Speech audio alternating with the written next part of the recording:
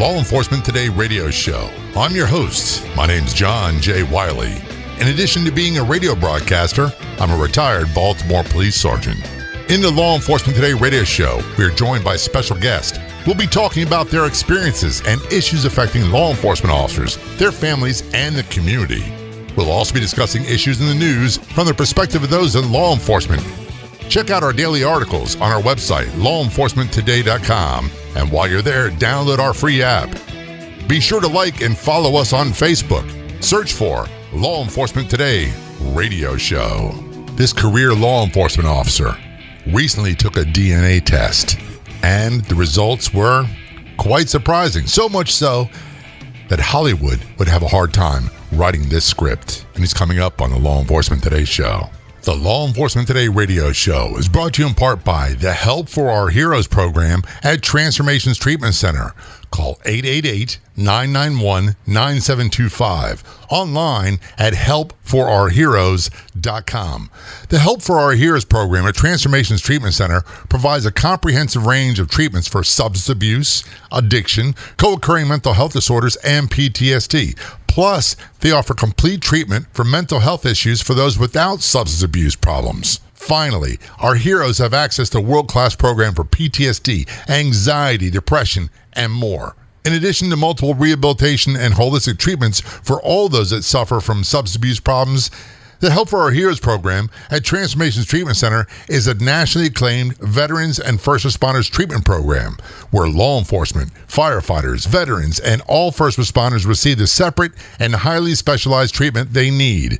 Their program features first responders and veterans helping first responders and veterans. Got questions? They have the answers at the Help for Our Heroes program at Transformations Treatment Center. Call 888-991-9725. That's 888-991-9725. Online at helpforourheroes.com. Got a rare guest in the studio here. Actually, we're multitasking here at Law Enforcement Today show. I've got Eric Reynolds in the studio. Eric, how are you? Fine. How you doing? Thanks for having me. For those who've been listening for a while, Eric was on the show a long time ago, back in the early days, back when Robert Greenberg, the CEO of Law Enforcement Today, was my co-host. You were probably like with the first 10 to 15 episodes. It was back. Around June 2017. Yeah, we started March of 2017, so it's been quite a while. Eric is a Boynton Beach, Florida police officer, getting ready to retire. He's also become a friend of mine. We have done Cops and Cabins trip to Georgia together, and we'll talk more about that stuff later on. Just want to let you know, for transparency purposes, I love the way politicians say that I do know Eric. I consider him not just a brother in blue, but also a friend. And also joining us on the phone, we have Dave Stahl. Dave, did I pronounce your last name correctly? That's correct. All right, we're going to explain the connection between you two in just a few moments. Eric, by the way, getting ready to retire. How many years have you had on the police department so far? It'll be almost 19 when I get out. When we had Eric on the show a long time ago, he talked about a shootout he'd been involved with a bank robber, and he was shot in the foot, and he talked about the aftermath, and that was the focus of the conversation. Now Eric is transitioning. This show, Hollywood could not come up with a better script than what we're going to lay on you. It is so unbelievable that most people would say, can't be true. This is 100% true. You don't want to miss it. It's great stuff. Eric was retiring from police work, and you're going into a new passion of yours, which is trying to help people get healthier, lose weight, correct? Yeah, I figured I developed some health issues myself and had to look at my diet and the way I was eating, what I was being told to eat by the American food industry, and I found some gaps in what they're doing, and they're not giving us the right information. So I started a group called Keto50.com, and it's for first responders and families, anyone that wants to be educated about the food industry and how they've conned us over the years, how they made us fat and sick, and they're in partnership with the pharmaceutical companies that keep us alive as we're sick to make a lot of profits. And you have a website, it's Keto50.com and .org. Whichever. How much weight have you lost so far? Well, I'm maintaining now, but I lost 50 pounds in about 10 months. He looks good, too. And he says he feels good. I just want to let you know, quite often when we talk with people who talk about food industry and pharmaceutical industry and the medical industry, they start to sound a lot like the whole Area 51 conspiracy theorist. And Eric is not quite there yet. Not yet. So when you go to his website, check him out. He's a rational mind. I want to focus on the conversation at hand. And I'll be honest with you, I'm not quite sure how to start this. I'm going to paraphrase very quickly. And if I have the facts wrong, you guys can correct me. Eric, you talked about your health situation and decided to do a DNA test, right? Through like 23andMe or one of those companies. I did 23andMe 3 years ago just to be curious about my ancestry and, where it came from, like which part of, Ireland, England, and then also... So did you find out that you're a mutt? Or No, I found out a lot of my DNA comes from the Viking areas that invaded Ireland and England. Gotcha. So I got a lot of, I like to say, like the warrior DNA in me, and, more of a fighter than a flighter, and... I'm not going for that. That might be his DNA, but he's a nice guy. But you did that test, and when you do the DNA test, you have an option in there whether you want the results to be in like a public database, correct? Yes, you can make it open for other people to contact you if you're if you're related to them, or you can keep it private and let no one know about it. But I elected to say, hey, if somebody is my cousin or third, fourth cousin, then yeah, contact me if you want. I never expected to happen. What happened? So 3 years ago, and you didn't really, other than finding out your ancestry, you didn't learn a whole lot. No, nothing I didn't already kind of know. Now, this is where Dave pops into the scenario. Dave, you wound up doing a DNA test too, didn't you? Yes, but for different reasons altogether. And we'll get into the reasons why in a moment. What did you find out when you did the DNA test? Well, I wanted health reports as well, and when I got those, I was actually kind of pleased with those results. It wasn't anything dramatic, so I was like pretty pleased. Just scanning through the rest of the website, and it had an option to see your DNA relatives. So I clicked on the option and had 1,200 names pop up, which was kind of odd, especially given my unique situation. But there was just one particular name at the very top of the list that struck me odd. How so? Because it said he was my half brother. And you had no idea at that point that you had a half brother, did you? No, because I was adopted, so I don't know anything about my biological family, and I was adopted as an infant. So when I see a half brother, that of course piques my curiosity. Because I've never had anything that was actual blood in my life before, and when I zoomed in on his picture, he was wearing a police jacket, and it said Florida underneath it. So once I saw that, I thought to myself, well, if he's a cop, then this is probably not some scam artist or something like that. It's too easy to trace it out. So I sent Eric Reynolds a email asking if he'd like to get in contact, because we're supposedly brothers. What do you do for a living? Oh, I've been a Orange County deputy sheriff for the last 29 years. I'm currently a sergeant, and I too am getting ready to retire next June for 30 years. So this is the part that I swear Hollywood cannot come up with. You didn't know that you had a half brother. Eric had no idea he had a half brother. He's a police officer. You're a police sergeant, also in Florida, and you guys are. I don't know how to say it. You're like brothers that you didn't know you had, and you're the same career field, and you didn't even know the other person existed. That pretty much sums up the last month of my life, yes. And that just blows my mind, because we always hear the stories about nature versus nurture. I've read stories about twin brothers that were separated at birth, and they wound up having wives with the same name. They're in the same career field. Then every now and then you hear stories that saying, well, one grew up in a bad environment and he turned into a bad guy, another one was a good guy. The chances that both of you work in law enforcement in Florida and had no idea the other one existed mathematically has to be like billions to one. Yes, and you add to that my adoptive father was a Navy pilot. So I had an in that direction had I wanted to pursue that, but from about the age of 4, the only thing that would have ever satisfied me in life was to be in law enforcement. And what's really crazy about this is you guys share the same father, correct? Yes. What line of work, Eric, what kind of line of work did he do? Well, when he was in the Air Force, he did police officer position in the Air Force. My mind's officially blown. Right there, it's like, what's you see the old cartoons where the guy goes, his head explodes? That's about where mine's at right now. Yeah, it's pretty crazy. I mean, the email when he sent that day, and I'm sitting at breakfast and I'm reading over, and it says, apparently we're half brothers and we both live in Florida and we're both cops. And I was just like, holy cow. Dave, how do you start to process that when you find out I got a half brother and he's a cop? Well, I put it this way, it took me about a day and a half to actually send him an email to reach out to him, because I had to sit there and just look at it, stare at it, and think about it, and just let it sink in to me as even being a possibility before I started trying to confirm it. Because and I'd also grown up an only child, so I had no brothers and sisters growing up. So this has been a big, big change. We're going to talk more with Eric Reynolds and Dave Stoll, both law enforcement officers, both career law enforcement officers. And until recently, they had no idea that they were half brothers. Thanks to a DNA test, they found out those results. We'll have more of the conversation in just a few moments. This is Law Enforcement Today Show. Don't go anywhere. We'll be right back. Finally, our heroes have access to a world-class program for PTSD, anxiety, depression, and more. The Help for Our Heroes program at Transformations Treatment Center provides a comprehensive range of treatments for substance abuse, addiction, co-occurring mental health disorders, and PTSD. Plus, they offer complete treatment for mental health issues for those without substance abuse problems.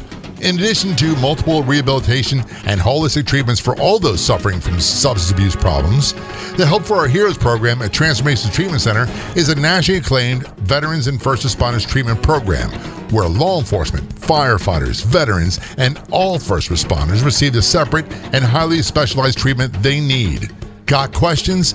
They have the answers at the Help for Our Heroes program at Transformations Treatment Center. Call 888-991-9725.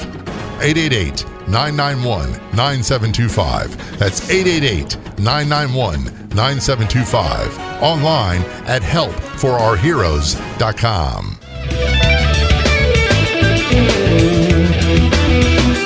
This portion of the Law Enforcement Today show is brought to you in part by Operational Police Detective Services, the top firm in Maryland for security, armed police, canine services, and armed helicopter escort. They also offer complete, thorough, and in-depth protection and security surveys. OPPS personnel are highly trained local, state, and federal off-duty police officers. Based out of Baltimore, Maryland, they can accommodate assignments throughout the East Coast. For more information, call 443-790-2511 or visit OPPSprotection.com. That's OPPSprotection.com. When you have a chance, be sure to go to our website, lawenforcementtoday.com, and download our free mobile app. We have a version for your Android and iPhone devices. It's 100% free. Get it at lawenforcementtoday.com. Back to the Law Enforcement Today show, unique conversation. First of all, we've got a guest in studio, Eric Reynolds, Boynton Beach, Florida Police Department, a friend, a brother in blue. And until recently, he had absolutely no idea that he had a half-brother who's also a career law enforcement officer, Sergeant Dave Stoll, in the Orange County, Florida Sheriff's Department, which, by the way, for those not familiar with Florida, is around the Orlando area. Both of you guys, before I get too far into this, I want to thank you for your service. I know what it's like. I know how difficult it can be, how challenging it can be. So I want to thank you, and I don't say that enough. So, if you're like me, I don't know how to respond to that. No, thank you, and thank you for your service, Jay. Well, and all of a sudden, I really feel special. When people tell me that, Dave, people tell you thank you for your service? Yes, they do. Do you know how to respond to that? Because I haven't quite figured that one out. Well, it depends on how they say it. If they say thank you for your service, I just usually say I appreciate it. That's pretty good. I mean, I complicate because you don't say thank you to them saying thank you. Yeah. And that's a lot of times I want to say, and this is a bone of contention I've gotten lately with police. When they do really heroic stuff, if you interview them, they'll say, oh, I'm just doing my job. They always downplay it. And I'm starting to get angry because I've worked with so many people that did truly heroic things that they didn't really question until afterwards. And you and I both know what it's like afterwards when you really have a chance to process these things. And it's like, oh no, what did I just go through? I want to hear law enforcement people say, thank you and not just try to downplay what they did. That makes sense. Yeah, it's not easy to do. So you grew up as an only child. You were adopted. How old were you when you were adopted? I was 8 months old. It was a private adoption, and there was almost no information given to my adoptive parents about my biological parents. So I grew up only knowing them, and they told me as a very young child about being adopted. They just didn't have much else to tell me about it. And back then, it wasn't something that was talked about as openly as it is nowadays. Correct. So you knew from an early age you were adopted, and I can understand getting a DNA test because you really didn't know your biological history at all. You didn't know susceptibility to a certain type of illnesses, cancers, or whatever. Is that what motivated you to do the DNA test? Yes, it was, because my father passed away last year, and he was my last parent. And so even though he didn't have many answers for me, my only source for any sort of answers was gone now. And I still had questions now that I hit 50 myself last year. I'm like, well, I'd kind of like to know what's in store for me any way that I can. And hopefully by taking a DNA test, it would, I know they're not exact, but it would give you some answers, some ballpark figures about what runs in your background. And I'm sure you found out about ancestry and where your family came from, or your parents came from, and their parents. Right, and it was kind of funny because my grandmother always thought I was Italian, and that's like one of the only things that I'm not. Oh, so you're not like a warrior, Norwegian, Viking kind of guy like Eric? Oh, no, I'm from Northwestern Europe. I'm all English, Irish, French, and German. So between those four, that makes up over 80% of my DNA. So I'm from the same region. Okay. Well, that makes perfect sense. So you guys share half the DNA. And so when you saw that you have all these relatives, that must have been a real aha moment. Yeah. And, because now I'm going through the list and I'm asking Eric, okay, do you know this name? Do you know that name? Because now I'm trying to figure out what side these other names are at the top of the list that are the closest relatives. And then when you saw the one name about having a half brother, what the heck was that like?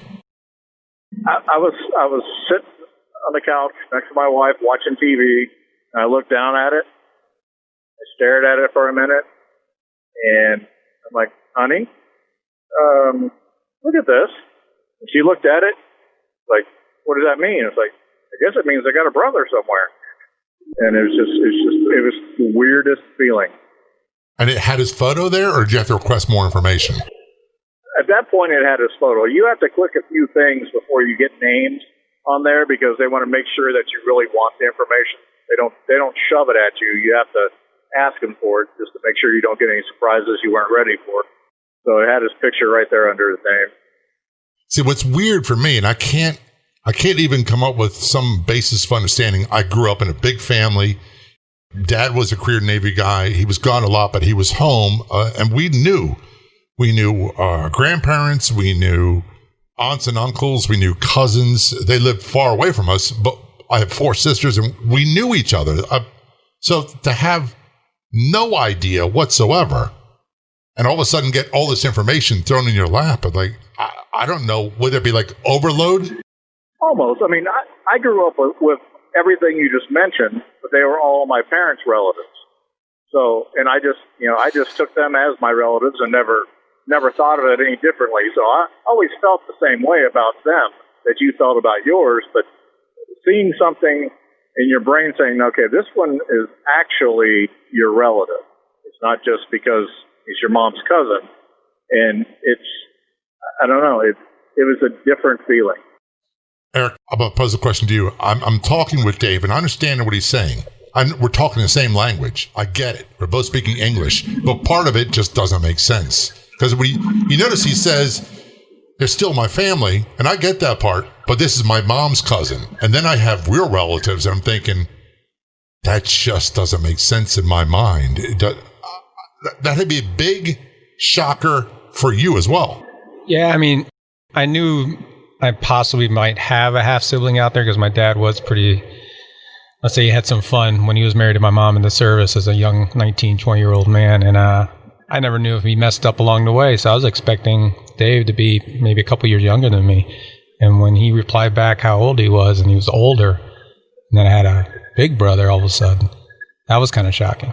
And you grew up as the only child too, didn't you? Yes, but my dad remarried, had kids later on when I was in my teens. But I didn't grow up in the same city with them or state. So in a way, for 14 years of my life, I was an only child in my house. And this coming from a big family where we had all these kids and one bathroom.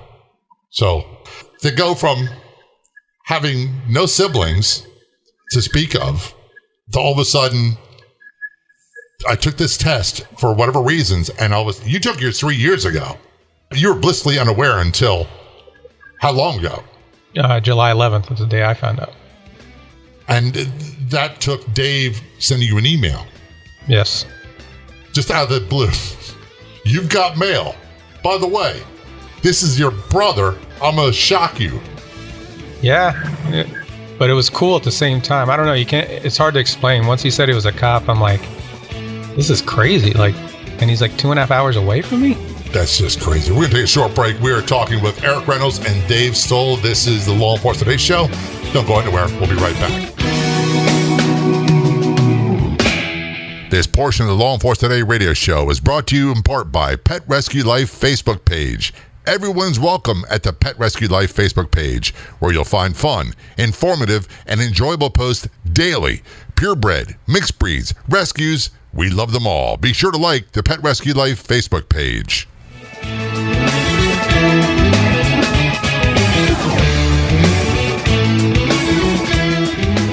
Return a conversation with Eric Reynolds in the studio here at Law Enforcement Today. Boynton Beach, Florida police officer, getting ready to retire. And joining us on the phone from the Orlando, Florida area, Orange County Sheriff Sergeant Dave Stoll. Until recently, these guys had no idea that they were brothers, and they're both in law enforcement. And they just met each other or introduced each other June 11th. That's July 11th, just that recently. So this is crazy. And thanks to modern DNA testing, this is the kind of information people find out. And part of me is like thinking, I want to get this done. My wife had a DNA test done, and her joke was she thought she should be Swedish, a little bit Swiss in her, some Native American, and she found out she's 91% Irish. My grandparents immigrated from Ireland. I'm about 75%. She goes, I'm more Irish than you. And she goes, I want to be something exotic. I'm saying, I hate to break it to you, but they are kind of exotic. So you guys do the test. Dave, you do the test more recently, and you find out, you do it because you're adopted and you want to find out more information. You find out I've got these extended family members and I have a half brother. And you sat on that information for about how long? For about a day and a half. Thereabouts. As I told Eric, I had to chew on it for a little bit before I decided what my next step was going to be. Because unlike Eric, he put his stuff as public. I kept mine private on the setting, so he would have never seen it had I not reached out to him. Was there part of you that didn't want, that you weren't sure you wanted to go and reach out to him, or did it take a while? Or did you know right away? No, I mean, honestly, and now that I met him, I'll have a different opinion about it. But at the time, if it say been Eric's father was the only one who came up, and it shows up as my dad, that one may have taken me longer to reach out to, because I was, like I said, I had parents growing up, and they loved me, and they raised me right, and they did a good job. So I wasn't looking for a replacement parent. But when I saw a brother, I'm like, well, I'm not replacing one of those because I never had one before. So you decide, I'm going to send this cat an email? And how does one start that conversation? By email? Well, the email came through the website, because that way, it stays in their system. And if he didn't want to do anything, there's no harm, no foul. But yeah, it started off something to the effect of, hello, according to 23andMe, you and I are half brothers. And as luck would have it, I'm also in law enforcement. And just kind of went from there, and I gave him the option if he wanted to contact me, here's my information. And if he didn't, that was up to him. And Eric, when you got that automated email, for lack of better words, you must have went, holy cow, I wasn't expecting this at all. Probably a little more profanity at that point. But knowing you, I'm sure it's a lot more. Yeah, and it was a slam dunk for me. I'm like, I'm going to meet this dude. Because, I mean, he's a cop in Florida. You know, I don't know the circumstances of how he was born, what my dad was doing. We had to discuss that to figure out, kind of backtrack. There's some sensitivity issues to be concerned with, I'm sure. Yeah, because, like I said, I didn't know if he had, my mom and dad dated a long time ago, so I didn't know if my dad had stepped out on my mom back then. It turns out it was way before he even met my mom, so it all worked out on that end. And then we had to let him know, like, Dave, you got 2 more brothers and another sister, Mason, Matt, and Alex, and your biological dad is still alive. Do we want to approach that topic? Oh, my goodness. I thought my mind was blown before. That really is... I don't know if I don't even think I want to have that conversation, to be honest with you, because that would be very difficult. I think I'd have a really tough time handling that and say, how do you start that conversation? Well, I think Dave and I talked on a Friday, and I go, you want me to tell him tomorrow? I can call him. He's like, yeah. So I called my dad. I go, Dad, I'm going to be direct. No. I don't know how to tell you this. I go, I did another DNA test, and I could hear him wince because I don't know what he was thinking I was going to tell him. I go, you have another son, and he's older than I am, and he's an Orange County Sheriff's deputy. And his mind was just blown. I ended up talking to my stepmom the rest of the way and sending her pictures of Dave that him and I have sent back and forth, and she's screaming at him, he's your son. He looks just like you, and it was... Wow. And like what I was telling some people is, I gained a half brother. My father has now found out about a son that's been alive and on Florida for the last 51 years. And the shock that he must be going through. Yeah. And it's real easy to want to place a moral value on what people did or should have done or should know. Did they know? I'm not in a position to judge that and don't know the facts and don't want to. I'm still trying to process if all of a sudden, if I got the news that I had a son or daughter somewhere that I didn't know from some time back when I was a teenager and dating or my very early 20s, I don't even know where I'd begin with that conversation. And if I had one of my daughters call me up and say, oh, by the way, you got another daughter and her name is so-and-so, I don't know if I could even have a response to that. It would take me a few days. Well, Dave and my dad talked the next day after I told him. Yeah, it gets better. So you got to go with him, your biological dad the next day.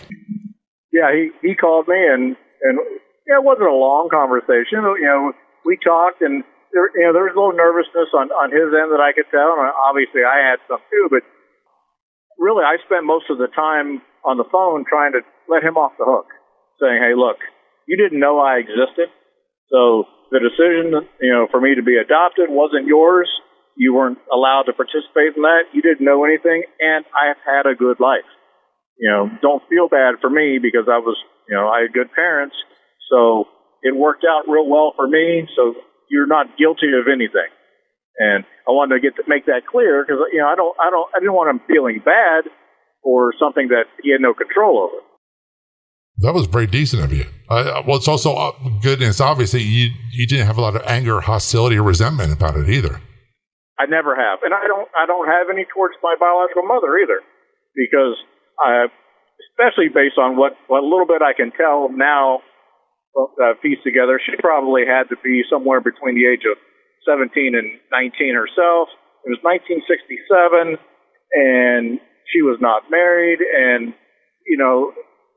other decisions could have been made which would have drastically impacted my life, a lot worse than what I went through, which wasn't bad at all. So I've never been angry. I've never been bitter about it. She made a decision, and it was probably the best decision for her and for me. I've never been in a predicament. I don't know. And to be honest with you, this again is a scenario where I have no idea. And so many people are quick to judge in a judgmental mode. I have no idea what I'd do if I was presented with that situation at that age. None. It could very easily happen to any of us sitting here. Because, I was a seminarian, but I wasn't always an altar boy. You know what I mean? Yeah. Well, if the laws had been different back then, I may not exist at all. That's true, too. And you have to wonder what kind of impact would you're not being part of our state, our community, the police department, how many lives you saved that may not have been if you weren't there. This is where it gets into Hollywood script that just becomes too big for me to imagine. I can't believe that this is the end of the story. That I think some point in the future, somebody's going to contact you guys and say, we got to do a made-for-television movie about this or something. Yeah, I mean, we've done a lot of news. We've been all over the news. We've talked to some reporters. I've seen Eric all over the news and his brother all over the news. This is a guy, he doesn't want any publicity for anything. And all of a sudden, he's in his uniform, he's looking sharp, and he's like doing the hand motions like an NFL coach after a game on national news. I'm like, this is the cat I know? It doesn't make sense to me. I think I'm just really excited because, like I said on the news, I've never had a big brother before.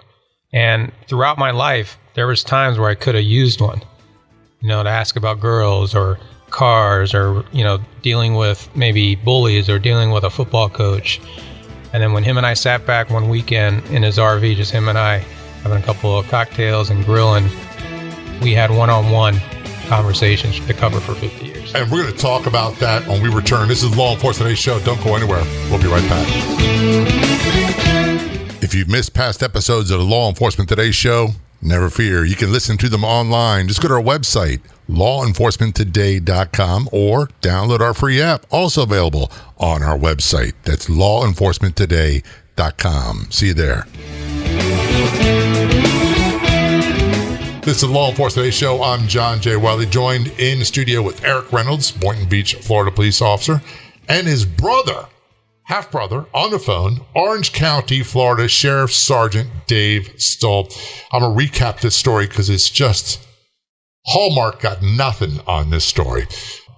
Eric took a DNA test 3 years ago for ancestry reasons and to find out about health concerns.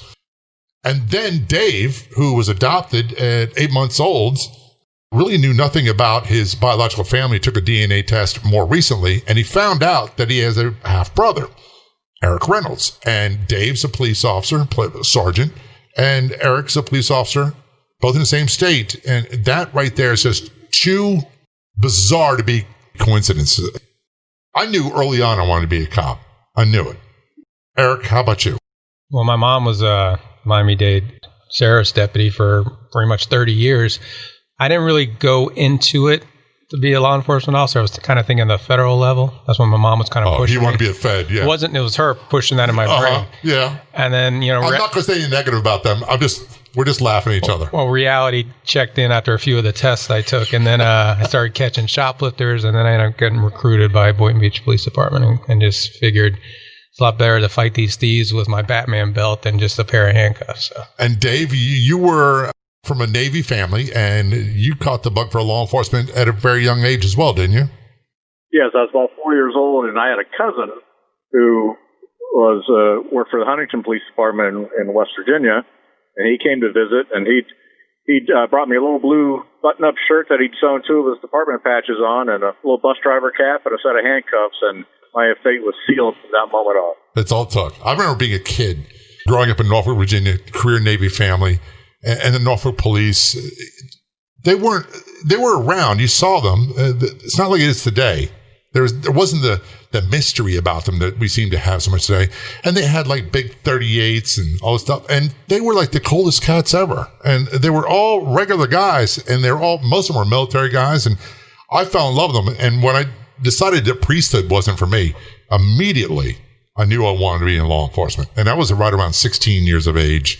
I decided celibacy was not for me, but policing was. And Baltimore recruited me, and the rest they say is history. I want to go back to you took the test. You found out that you've got this half-brother. You reach out by email. A day or so later, you're on the phone with your biological dad talking to him. And then the decision's made that you guys are going to get together and meet each other. Right. How was that done? Well, the first weekend, he invited us to his house and to stay with his wife and himself. And I brought my wife and my two boys. And he's got a little separate mother's quarters area, so we were able to crash there. And then pretty much sat at the pool, had some drinks, had some snacks. Like David said before, like we barely even scratched the surface that weekend. That's like getting to know you time a little bit. The wives are talking, the kids are interrupting, typical stuff, and then we had to come back. It was short and sweet. And he then made the suggestion of the following weekend, him bringing his RV down, and then we could just hang out in the RV, him and I, and just kind of bond and, go over things. So Dave, you were like pretty wide open about this whole thing is what it sounds like. Yes, I was. It was, I was anxious. I mean, I was like a kid waiting on him to pull down the street. I'm looking out the window, waiting for a car to come down the street. And of course, the only difference between me and a kid was I had 2 shots of vodka waiting for us when he got out of the car. This is where you guys got back together a little bit later. You took the RV down, and this is where it became more intimate. And this is where you started to get to know each other. How does one get to start the conversation about, I want to get to know my brother who I never knew I had, and I'm 50 years old? Well, I think we tried it a couple of times to maybe start chronologically, and that just wasn't working. So it's just like as random things popped in, we just, we changed the subject 10 times in an hour just to talk about different things. So there was no rhyme or reason, and it's just whatever would pop in one of our heads. We talk about that, and we move on to the next thing, and we figure eventually we'll have a pretty good basis to go on about knowing each other. But, we're still learning so much. And it's a lot to learn. Did you find out, Eric, that you guys have more things in common than you would think other than just law enforcement background? Yeah, I mean, one of the fallback topics we would always fall back into would be our law enforcement career, whether it's different scenes we'd been to, different calls, the typical stuff you can talk with another officer about. Right. But some of the other things, he's a big football fan like I am, so we both played football, so there's some stories there. We would end up sometimes, talking police work, and then I was like, well, who was your first girlfriend in high school, or junior high? But 50 years of stories, and I don't know anything about like his teenage years or what first car he had. There's just so much there, and random stuff would just pop up, and it's almost like we're going back and forth, with different stories that relate to the topic at hand. Well, my first car was a blistering fast Datsun 210. Get out. The first car I ever bought was a 1980 Datsun 210. Wow, you probably bought his car. It was like a pale blue with a 5-speed, and it got stolen and stripped. I was like, they must have been the most desperate car thieves in Baltimore to steal that car. It wouldn't get out of its own way. So, yeah, my football buddies used to pick the car up and put it onto the sidewalk when I was in class. One of the things I do know about Eric is he is a big, and this is something I didn't know about Florida until I moved here. Because, Maryland, we had University of Maryland and a couple other colleges, but it was never Florida. No, Florida State. No, University of Miami. No. I know he's a big Florida State Seminoles fan. Alumni. Alumni as well. He'll never forget that. That's an example of it. What college team did you root for? Well, my dad actually played football for Marshall University in West Virginia. That's the Thundering Herd, isn't it? Is that what they're known as? Yes, that's the one that they had the plane crash in 1972 and killed the whole team. Well, a couple of the coaches that died in the plane crash actually played with my dad. So I've always followed that team, and there was a brief rivalry between them and UCF, but they're in different divisions now, so I don't make anyone mad in Florida by being a Marshall fan now. No. Most people in Florida would have no idea what you're even talking about. Is that a college? Marshall? Yeah. Marshall University, never heard of it. You say Thundering Herd, plane crash, I go, oh yeah, I remember that. I do. Yeah. So you're both football guys, you're both law enforcement, and the next question obviously is, all right, you started a relationship together. You guys both want to know more about each other. You want to hang out together. You want to spend time together with your families. What's the next step? Where do you go from here, Eric? Well, how fate has it, my wife and I have been discussing doing some road schooling and taking our kids on the road, either living the RV life or buying a trailer and just go hit every national park. And turns out Dave's been doing the RV national park scene for like 10 years. So now I got a guide and someone to, give me some instruction and guidance in this. And we have to introduce him to our mutual friend, Stacy West, her and her husband. Stacy was an Auburndale, Florida police officer who was shot multiple times and retired. And they do the RV lifestyle. As a matter of fact, they have a YouTube channel. That's what they do. They go in RV and stay somewhere for 3 months. They work there for their lodging, and they do videos about different things, part tourism, part whole RV thing. And they both seem to love it. Yeah, and I fell in love with the lifestyle, and it actually changed my entire retirement plans because I grew up mostly in San Diego as a kid, and I love it out there. I mean, I love the weather. And San Diego is like the only last conservative part of California. So I want to go out there, but I can't afford to live out there on a cop's pension. Who can afford to live out there in San Diego? Right. I don't know. But I can stay in an RV park for about the same price I can around here. Oh, really? Yeah. I'm sitting here thinking of cops and cabins and cops and campers, too. Maybe we should reach out to Fannin County, Blue Ridge, Georgia Tourism Development Council and say, hey, let's put together another one. And let's feature you and your brother and me and Robert and some of the other people. We'll try to get Mike down from Montana. So here we are, gentlemen. This is really beyond Hollywood to me.